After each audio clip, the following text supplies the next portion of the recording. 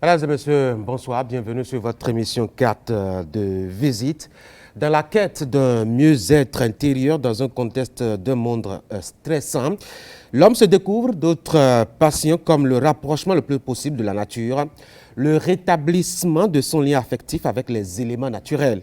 L'écotourisme est ainsi né, une belle opportunité spécifique de l'activité et de l'économie du tourisme, surtout pour l'Afrique qui conserve encore, en tout cas à mes endroits sur son territoire, sa virginité naturelle. Certes, elle est menacée par des actions anthropiques, dont justement cet écotourisme qui apparaît comme un couteau à double tranchant. Comment faire le lien entre le besoin de retomber amoureux de la nature consacrée et massacrée par l'homme et sa préservation? Comment concilier le désir ardent de toucher sans abîmer alors même qu'il y a le risque d'incompatibilité de température corporelle, pour ainsi caricaturer? C'est le sujet de nos discussions de ce soir avec en plateau un docteur et un doctorant. Je commence par l'aîné scientifique, le docteur Joël Akalogun, qu'on ne présente plus, habitué de ce plateau. Docteur, bonjour. Bonjour. Merci d'avoir accepté mon invitation et surtout merci d'être disponible pour cette émission. Vous êtes docteur en tourisme. En face de vous, un autre docteur en perspective, doit-on dire, Agamed Al-Mahmoud, doctorant en tourisme. Monsieur Al-Mahmoud, bonjour. Bonjour. Merci d'avoir accepté mon invitation. On va commencer déjà par baliser un peu le terrain, les notions pour aider les téléspectateurs qui nous suivent à mieux comprendre le champ dans lequel on veut se vestir. C'est quoi l'écotourisme, docteur Akalogun? En fait, l'écotourisme a vu le jour dans les années 70 pour pallier un peu au déficit de ce que nous constatons au niveau des ressources naturelles. C'est une autre forme de tourisme qui permet quand même de jouer sur la conservation de l'écosystème, surtout sur la faune et la flore, que nous appelons souvent la biodiversité, et de mieux permettre à la communauté locale de vendre maintenant ses ressources naturelles sans les abîmer, comme vous l'avez déjà dit. L'écotourisme, c'est cette forme-là quand même qui agit sur la conservation et la valorisation. Et il joue en fait le rôle d'interaction entre le tourisme culturel et le tourisme de nature. Monsieur Al-Mahmoud. Donc, à la suite du docteur Akalogun, je dirais que l'écotourisme a commencé comme il est depuis les années 70 en parlant du développement durable. Du concept du développement durable est sorti l'écotourisme, et surtout à partir du sommet du Québec en 2002, où on a essayé de voir la quintessence de l'écotourisme. Et comme il l'a dit, l'écotourisme, c'est cette forme de tourisme qui met l'accent sur la valorisation du patrimoine naturel, culturel, en mettant les communautés locales au cœur du processus. Donc, ce qui est important, c'est surtout le fait que les populations locales, dans leur diversité, minorité qu'elles soient-ils, sont au cœur de la démarche du développement écotouristique. Donc c'est là aussi la spécificité qui va aller vers les trois dimensions qui sont une dimension sociale, une dimension économique et environnementale. Ben, on sait, quand on voit un peu l'histoire de l'humanité, l'histoire de la Terre, l'histoire de l'environnement, on sait que l'homme a toujours été intraitable vis-à-vis de la nature. Est-ce que ce n'est pas déjà dangereux de croire qu'on peut lui permettre d'aller au contact de la nature et de la préserver en même temps, M. Al-Mahmoud? Donc moi, je dirais qu'en réalité, c'est un défi. C'est un défi parce que, comme j'ai eu à le dire, on est parti du principe du développement durable. Vous savez, pendant longtemps, on a plutôt accordé plus de valeur à la protection de l'environnement qu'à l'homme qui se trouve dans l'environnement. Et c'est pourquoi je disais que du développement durable, on est parti vers l'écotourisme qui voudrait éco-responsabiliser, si vous me permettez de dire, éco-responsabiliser les acteurs qui sont l'homme et puis tout ce qui existe dans la nature. Donc, pour harmoniser cette interaction entre l'homme et son environnement, il va falloir créer une forme de symbiose entre les communautés, l'homme et son environnement. Donc c'est pourquoi... Docteur Agalgo? Non, comme l'a dit mon cher ami Ahmed, comprenez quand même que l'essence même de l'écotourisme est basée sur 3 dimensions, comme l'a dit. La dimension d'abord, le tourisme c'est sur la nature. La nature, nous prenons la nature, c'est-à-dire les ressources naturelles que cela regorge, que ce soit la faune et la flore et le côté culturel des choses. Il y a la composante éducative. Il faut amener les gens normalement à les sensibiliser, à mieux les faire comprendre quand même, les faire toucher du doigt l'importance maintenant des ressources naturelles. Est-ce qu'on a besoin de faire ce travail-là? Avec les communautés africaines, elles ont des mécanismes de respect de l'environnement, de protection de l'environnement, à partir des us et des coutumes, des forêts sacrées, les arbres qu'il ne faut pas couper, des actions qu'il ne faut pas mener contre la nature ou l'environnement à un moment de la journée ou à un moment de la saison. Vous vous souvenez certainement de ces rivières ou de ces cours d'eau dans lesquels on ne peut pas pêcher, par exemple, pendant un certain nombre de mois.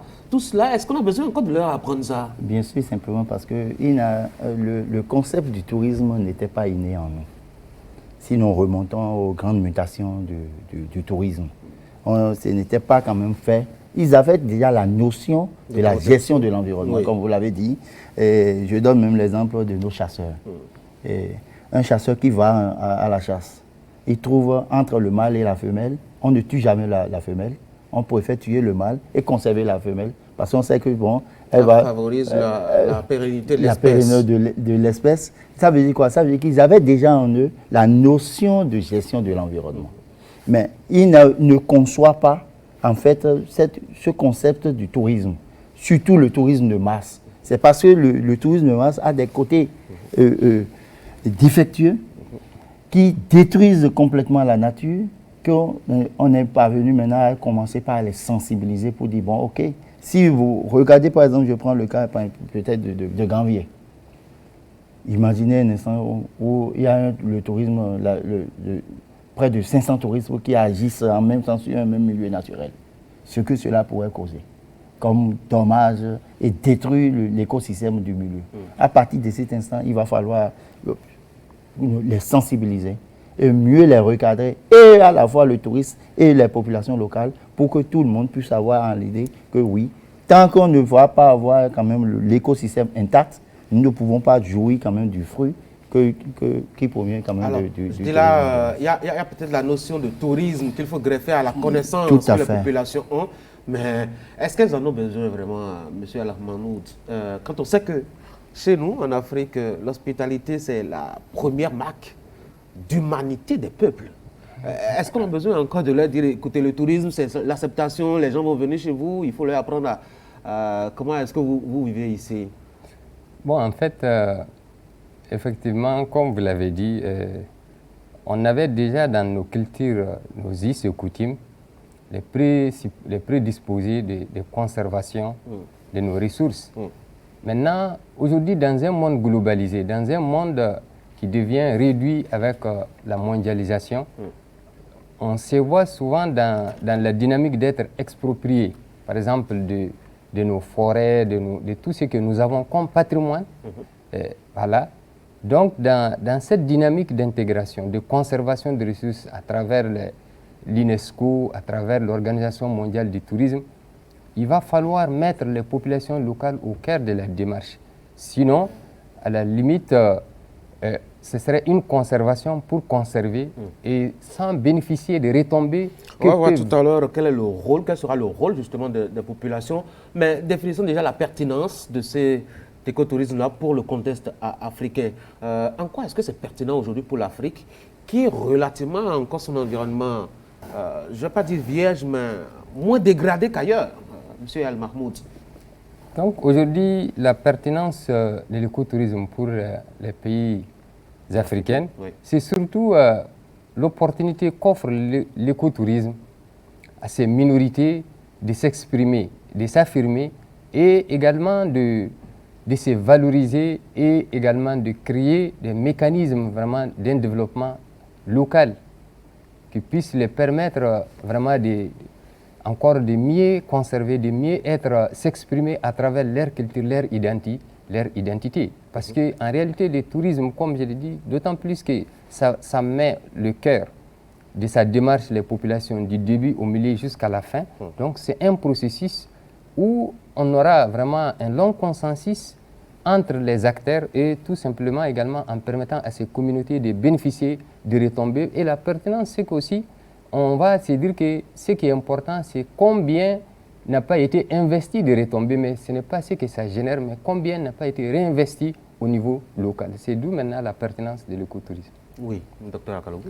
Ouais, vous savez, comme je le dis d'habitude, le tourisme a pour fondement la culture. Et l'écotourisme est là pour sauvegarder la culture du milieu. Ouais. Et à partir de cet instant, il joue plus le rôle de conservation et du naturel et du culturel. Et avant que les communautés locales ne perçoivent l'importance de l'écotourisme, il va falloir ce qu'on crée autour de nos circuits touristiques, autour de ces ressources naturelles, des activités génératrices de revenus, pour que le touriste qui vient ne vienne pas simplement regarder, visiter, mais qu'il s'approprie quand même de la culture du milieu, à travers peut-être les arts, l'artisanat, tout ce qui peut vous générer. Et c'est à ce moment qu'on arrive à maintenir quand même la communauté locale pour leur dire, mais à force de garder ces ressources naturelles, voilà la récompense que vous avez du côté sur le plan socio-économique. Voilà l'importance en réalité de l'écotourisme qui nous pousse à mieux conserver nos ressources naturelles et culturelles d'ailleurs. Mieux les valoriser. Et surtout mieux les valoriser. Mais on sait que le contexte, l'élément étranger, d'abord étrange, puis surtout dérange. Tout étranger dans un milieu dérange, docteur Akalogou. Dès lors que les gens viennent dans les communautés, soit c'est que les communautés sont perturbées dans leur tranquillité, dans leur habitude quotidienne, ou bien il y a aussi que l'étranger vient avec ses habitudes, sa conception de la civilisation et autres. Est-ce qu'il n'y a pas un danger là? C'est à ce niveau que je parlais de la composante éducative qui caractérise le concept de l'écotourisme. Il va falloir ce qu'on, en amont et en aval, et le touriste et les communautés locales doivent être impliqués réellement dans la notion de En quoi est-ce que ça va consister? C'est-à-dire qu'il faut réunir les populations et leur dire quand quelqu'un vient habillé en veste alors que vous êtes habitué au basin comme sur ce plateau, ben ne le regardez pas, Imaginez un instant au niveau du parc de Serengeti ou du Kenya, où tous les touristes qui arrivent se font accueillir d'abord par les Maasai, la culture du milieu. C'est eux qui les accueillent pour montrer réellement la véracité de la culture du milieu. Et l'histoire de Maasai. Et on les façonne à partir de leur culture avant qu'ils n'aillent faire le safari. Deuxième chose, ce qui nous mélange un peu au niveau en Afrique, en particulier dans mon pays, au Bénin, c'est simplement parce qu'on n'arrive pas à détecter, cerner la motivation des touristes qui arrivent dans notre pays. Comment? Le touriste français n'a pas les mêmes motivations que, par exemple, que le touriste japonais. Le touriste japonais n'a pas les mêmes motivations que le touriste américain. À partir de cet instant, il revient aux politiques pour de mieux encadrer et les guides touristiques et les communautés locales, par la forme, par la composante éducative, pour dire, mais quel est le touriste, quel est le genre de touriste que nous voulons réellement dans notre pays? À partir de quel produit touristique? Parce qu'il va falloir ce qu'on définit d'abord le produit touristique que nous avons et savoir réellement est-ce que le produit touristique a les mêmes caractéristiques pour être mieux valorisé et sur le plan écotouristique ou bien sur quel plan nous voulons nous gérer, aller vers le concept de la valorisation sur le plan écotouristique. Monsieur Al-Mahmoud, je disais que l'étranger est un danger. Bon, moi je ne dirais pas que l'étranger est un danger, dans la mesure où on ne peut pas vivre en autarcie en réalité, et surtout dans le contexte d'écotourisme dont il est question aujourd'hui, c'est que c'est une des spécificités en réalité, parce que celui qui arrive, l'écotouriste qui arrive, c'est déjà un homme averti. Et comme l'auteur l'a dit, les motivations des touristes, d'autant plus que chaque catégorie de touristes, il y a certains qui sont motivés par la nature, l'écotourisme. Et en amont, ils ont déjà la culture que l'écotourisme, c'est un comportement, c'est une attitude, c'est un art. Et que c'est une éducation, c'est une démarche carrément éducative. Donc celui qui arrive s'est dit déjà que je vais rencontrer une minorité. Et cette rencontre ne doit pas être une rencontre négative, mais c'est une rencontre de donner et de recevoir. C'est-à-dire que je ne peux pas être écotouriste juste en me levant de chez moi et en décidant d'aller visiter un site environnemental, un site touristique comme ça. Il faut que moi-même, en tant qu'écotouriste, j'ai une éducation au départ. Oui, en fait, si j'ai dit qu'au départ, ceux qui sont les amoureux de la nature, en réalité, c'est ce qu'ils recherchent. Ils recherchent également là où ils vont être en contact avec la nature et les communautés également d'accueil. Et ces motivations-là, souvent, sont absorbées dans le tourisme de masse. Et lorsqu'on est dans la dynamique écotouristique, c'est déjà vu. Et en réalité, au niveau local aussi, celui qui arrive, il y a déjà un dispositif déjà qui l'accueille, qui l'oblige à passer, c'est-à-dire également de son arrivée jusqu'à la fin de son séjour. Il est encadré par un processus à travers lequel il découvre chaque étape à ses réalités.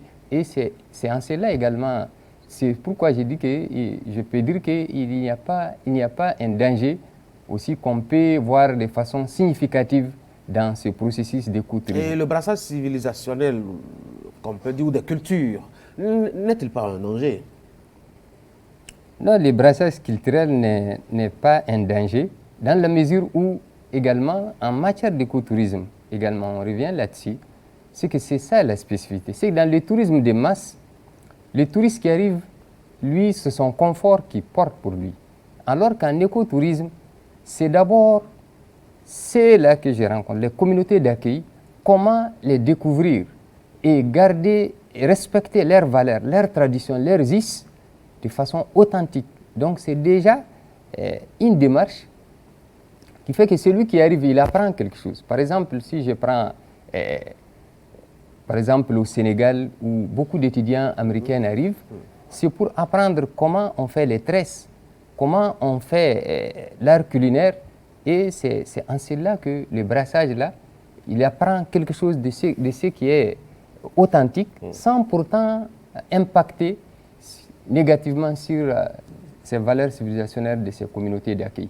Est-ce que les communautés, justement, ont quelque chose en matière d'économie à tirer de cette option-là, docteur Akalogou? Mais beaucoup, beaucoup. Et pour aller même dans le même sens que Ahmed, je dirais tout simplement que la France a copié, par exemple, la culture nippone, qu'ils appellent la sylvothérapie, par exemple, ou le bain de forêt en France, où il y a plus de 70 millions de visiteurs dans les forêts, pour faire les randonnées, pour faire les bons de forêt. À un moment donné, ils sont stressés, ils se rendent dans les forêts, tout et tout. Nous n'avons pas cette habitude encore, en fait, au Bénin. Bon, à partir de cet instant, il va falloir développer quand même tous les aspects positifs liés à l'écotourisme pour permettre à la communauté de masse quand même de tirer le maximum de profit de ce tourisme-là qui est en vogue aujourd'hui, où le tourisme de masse est en train d'être... Est-ce qu'on ne va pas fouetter le côté pécuniaire de la chose? On sait que nos communautés, elles sont gentilles, elles sont ouvertes, elles sont accueillantes, etc. Dès lors qu'on va commencer à leur parler d'économie, elles vont commencer de plus en plus à faire des exigences. Non, simplement parce que si vous voyez sur le plan macro, c'est plus complexe. J'ai toujours dit, l'écotourisme agit plus sur le plan micro. Dans notre pays, par exemple, nous avons 77 communes. Chaque commune devait normalement sortir un produit touristique phare. Et autour de ce produit touristique, nous devons avoir quand même une identité culturelle importante à développer et mieux sensibiliser les populations locales pour dire à telle catégorie de touristes est liée à tel produit touristique dans notre pays. Et c'est à ce niveau où, la fois dernière, je parlais ici de la base pyramidale touristique de notre pays. Si nous n'arrivons pas à définir à partir d'un inventaire général, pour mieux cerner et comprendre le produit touristique qui est normalement lié à chaque commune dans notre pays. Et autour de ce produit touristique, nous devons avoir quand même une identité culturelle phare que nous devons normalement valoriser. Ça va poser toujours problème si nous restons sur le plan macro-éco. Simplement parce qu'aujourd'hui, le Bénin n'a que...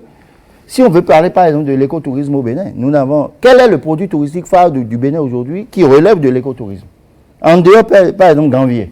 Oui, mais... Ou le parc Pandjari. Le parc Pandjari, c'est quand même une bonne référence continentale, sinon mondiale. Bien sûr, mais le parc Pandjari va nourrir combien de Béninois? C'est là où, en fait, ce produit touristique ne favorise même pas le tourisme Nous sommes interne. en train de préparer la route des pêches aussi, je crois que ça doit être une bonne idée.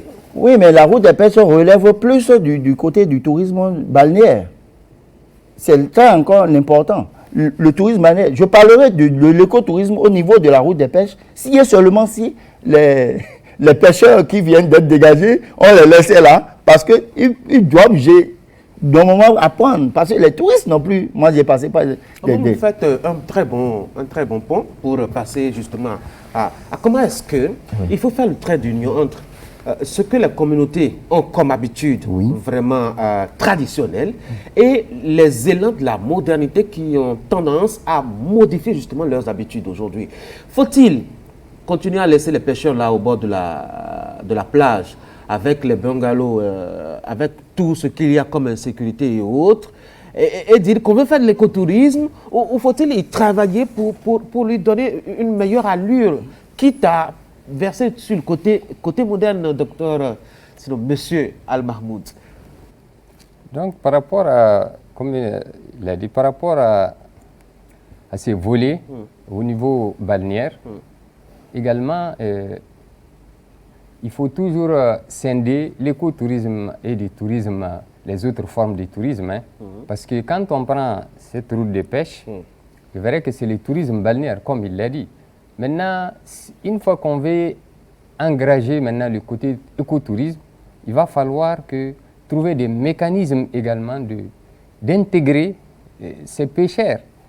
Parce que la modernité est une réalité, mais l'écotourisme est également à cheval entre la modernité et l'authenticité. Vous voyez, et une fois qu'on écarte par exemple ces pêcheurs, et dans la gestion également, les pêcheurs ne sont pas dans le circuit, dans le processus de gestion de cette route de pêche, ça veut dire tout simplement que nous ne sommes pas dans l'écotourisme. Vous comprenez? Maintenant, lorsque on parle des aspects pécuniaires de l'écotourisme, l'économie locale, là, je pense que déjà... Il ne faut pas aiguiser le sens d'argent entre griffes des communautés. Elles sont parfois très gentilles et très bénévoles aussi. Oui, là, c'est parce que dans la composante même écotourisme, le fait que dans les circuits hydriques, il n'y a pas d'intermédiaire entre, par exemple, les communautés locales et les écotouristes, ici, c'est des rapports directs. Et c'est là où maintenant les retombées sont directement ressenties.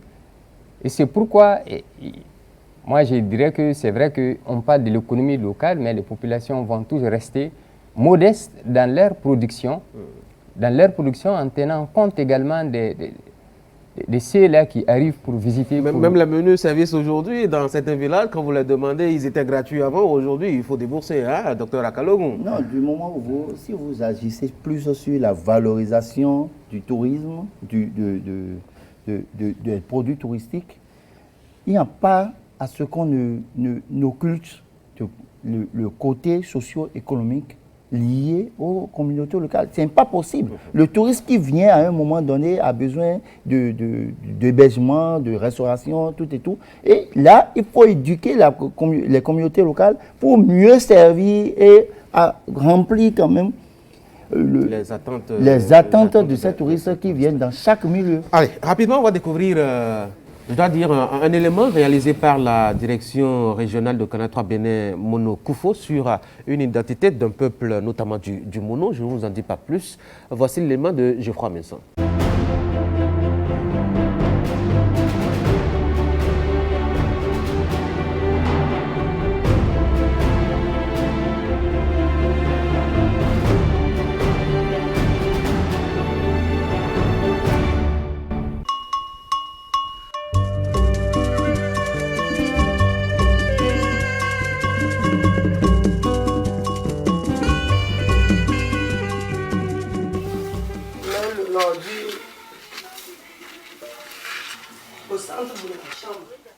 Une tradition que l'usure du temps et la modernisation tentent de faire disparaître, mais que certains continuent de perpétrer. Le Yé, Dame Nanvi, qui répond au nom de Justine Ankou, à l'état civil, en fait partie. Ce sont des pouillettes qui qu'il enlève toutes les maladies, les malédictions, les esprits mauvais, la maladie, les démangeaisons, ceux qui poursuivent au nom. En cette matinée du dimanche 26 septembre 2021, en balayant dans le sens inverse sa chambre, en faisant mine d'enlever des toiles d'araignée et en regroupant au milieu de la chambre les tas de déchets collectés, Dame Nanvi exécute l'un des rituels du Yé.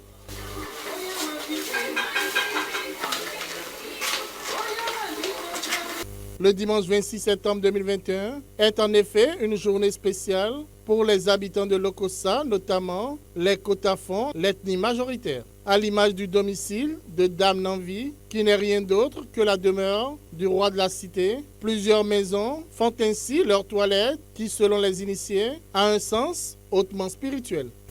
Une journée comme celle d'aujourd'hui est dédiée à une cérémonie ancestrale qui purifie la ville et apporte la paix dans les foyers. Le Yé est destiné à conjurer les mauvais sorts, à débarrasser le territoire des épidémies et autres maladies.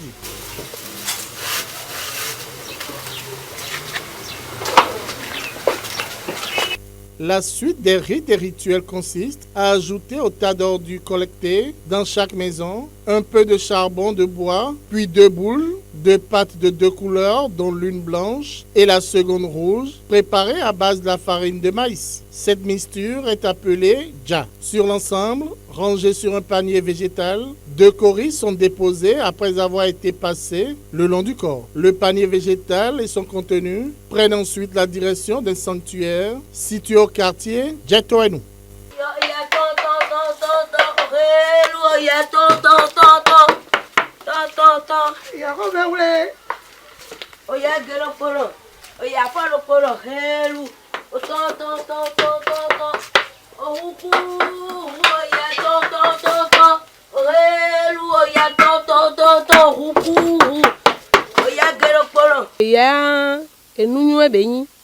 Le Yé est une bonne pratique ancestrale qui apporte la paix. Le spectre de la mort est renvoyé de la cité. Les foyers retrouvent leur équilibre.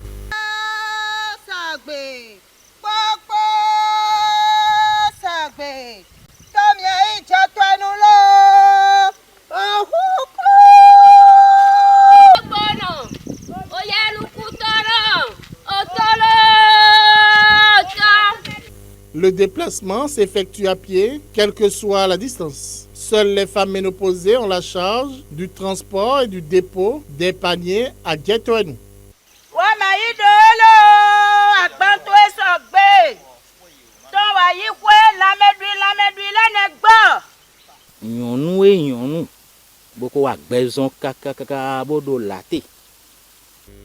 C'est la femme qui a déjà fait sa vie, qui ne va plus tomber enceinte. Une femme âgée qui se charge du transport d'État ramassé dans les maisons et quartiers pour le déposer au niveau de la butte de Djetoenou. En absence d'une telle femme, l'homme le plus âgé capable d'effectuer le déplacement à pied peut le faire. À Djetoenou, il est organisé des libations après la collecte des offrandes dans la ville et le dépôt des dites offrandes au niveau d'une butte, la butte de Djetoenou.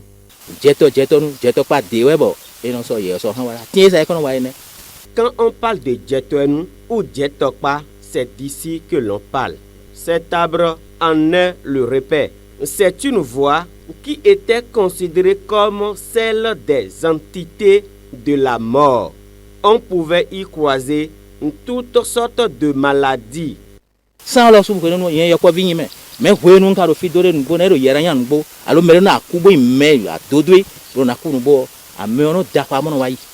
Quand j'étais petit, le décès d'une grande figure de la cité était précédé par des cris stridents qui longeaient cette voie jusqu'au bord de l'eau qui se trouve en bas.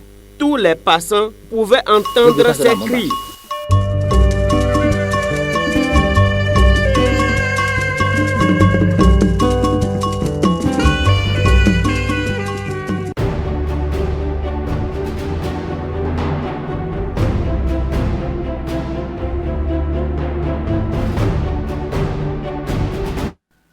Alors nous sommes de retour sur ce plateau. On va dire un grand merci à Geoffroy Vincent pour cette belle réalisation qui nous plonge dans une culture, Dr Akalogun, une culture des peuples du Mounou. Vous avez certainement aimé. Beaucoup, et c'est à ce niveau que je disais tantôt qu'il fallait sauvegarder à tout prix notre identité culturelle. Il n'y a pas ce peuple qui n'a pas sa propre identité culturelle. Et c'est très important quand même. Monsieur Al-Mahmoud, Oui. qu'est-ce que ça vous inspire, l'élément que vous venez de suivre? Donc, merci, M. Tanguy. En réalité, c'est comme Dr Akalogun l'a dit, c'est les valeurs identitaires. Et ce que nous venons de suivre tout à l'heure à Lokossa, vraiment, ça fait partie des cérémonies traditionnelles qu'on peut considérer comme des pratiques encore qui résistent au temps. C'est vrai qui résistent au temps. Comme l'a dit d'ailleurs Geoffroy Vincent dans son élément, ça fait partie des dernières personnes, enfin celles qui ont été interviewées, qui conservent encore ces habitudes-là. Et justement, il y a un danger là, non? Quand on laisse l'écotouristes venir et qu'on ne sait pas qui c'est fondamentalement, quelles sont ses intentions, quelles sont ses visées et autres, est-ce qu'on ne met pas en danger nos réalités culturelles, nos réalités cultuelles qu'on veut leur révéler, Dr Akalogun? C'est tellement que je suis allé trop vite en besogne et je parlais tantôt ici de la motivation du touriste. Tout touriste qui arrive à notre pays, aujourd'hui je me demande si réellement nous maîtrisons les touristes qui viennent dans notre pays. Si vraiment ils sont touristes. Et si vraiment ils sont touristes. Bon, d'abord il faut comprendre, tout touriste qui vient dans votre pays est un ambassadeur d'un pays. Ou il faut le prendre tel. Il n'est pas venu simplement pour les beaux yeux de quelqu'un. Il est venu d'abord pour mieux comprendre et mieux s'imprégner de la culture de ce pays. Et je l'ai dit tantôt ici, la sylvothérapie, qui est une culture nippone, a été copiée par la France, et la France en bénéficie tous les jours. Par conséquent, nous devons maîtriser la motivation des touristes qui viennent dans notre pays. Comment on fait? On les soumet à un test ou bien on leur fait une évaluation avant de leur faire le cachet visa? Comment on fait ça, M. Al-Mahmoud? Donc moi, je dirais que en réalité, les touristes, c'est toute personne qui se déplace de son environnement habituel, en tout cas pour une durée de 24 heures, en tout cas une année tout au plus, dont les lieux visités, voilà, n'est pas destiné à exercer une activité lucrative. Donc, dans cette définition des touristes-là, nous pouvons enregistrer toutes sortes de personnes dont vous parlez. Vous parlez de ceux qui arrivent avec d'autres intentions. Mais en réalité, celui qui arrive, comment soumettre les gens, les touristes, comment les soumettre à ce contrôle? En réalité, c'est le dispositif au niveau local qui va obliger chaque touriste à se soumettre à ces on laisse la charge aux populations carrément, c'est ça? Non, en réalité, aux collectivités locales, comment est-ce qu'on fait? Oui, non, en réalité, vous comprenez quand même que c'est le rôle que le gouvernement actuel est en train de jouer. Comment? Par rapport à la route, par exemple, du couvent. C'est pas en fait d'aller vers le côté sacré des choses pour mieux comprendre tout ce qui s'y passe. Mais c'est de définir un itinéraire. C'est de définir un itinéraire clair pour contrôler et voir et faire comprendre aux touristes. Et bon, voilà le message qu'on veut faire parvenir aux touristes, parce que ça fait partie, c'est un acte culturel. Oui, mais comment est-ce que le mécanisme se met en place pour contrôler justement ceux qui sont sur le terrain et qui doivent faire respecter justement cette route du couvent? Vous le savez, quand on approche nos communautés, et surtout quand il y a l'argent qui entre en jeu, tout s'ouvre facilement. Le touriste n'est pas laissé à n'importe quelle communauté locale. Le tourisme est encadré d'abord par le guide accompagnateur, et il y a le guide communautaire, il y a les guides locaux, ainsi de suite. Ça veut dire que le touriste est encadré, est mis dans un processus, comme l'a dit M. Ahmed, que pour mieux comprendre certains phénomènes de la culture, mais pas au-delà. Normalement, ça revient aux dirigeants, aux politiques, de mettre tout en place à partir déjà de l'agent, des tours opérateurs, des agents de voyage, des touristes, des restaurateurs, ainsi de suite. C'est toute une communauté qui gère quand même le tourisme qui vient dans notre pays. Allez, le temps il est très vite parti. On va mettre un thème à ces échanges, même si Véritablement, il y a beaucoup de choses encore à dire. Chers messieurs, merci d'être venus. Je ne sais pas si je dois vous laisser 30 secondes chacun conclure. Agomed El Mahmoud, rapidement, un mot pour finir. Donc merci, je dirais un mot de remerciement à l'endroit de M. Tanguy qui nous a donné l'opportunité d'échanger, en tout cas de découvrir également les docteurs à Kalogun en tourisme.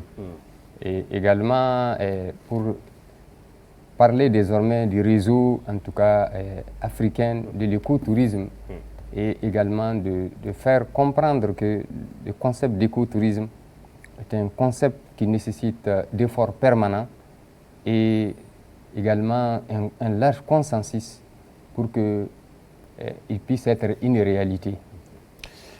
Merci beaucoup, M. Tanguy, et je remercie M. Ahmed. Vous savez, pour mieux profiter des avantages liés à l'écotourisme, je lance quand même un appel à tous nos gouvernants de mieux commencer par comprendre, surtout à nos maires, il va falloir qu'on fasse quand même l'identification générale de nos attraits et pour mieux dégager de ces attraits touristiques ce que j'appelle le vrai potentiel pour pouvoir jouer sur la carte de l'écotourisme en favorisant maintenant, permettant à nos communautés locales de mieux jouir de ce fruit qui est le fruit général de l'écotourisme. Chers messieurs, merci beaucoup d'être venus. Joël Kalogun, docteur en tourisme, un habitué de ce plateau, merci beaucoup.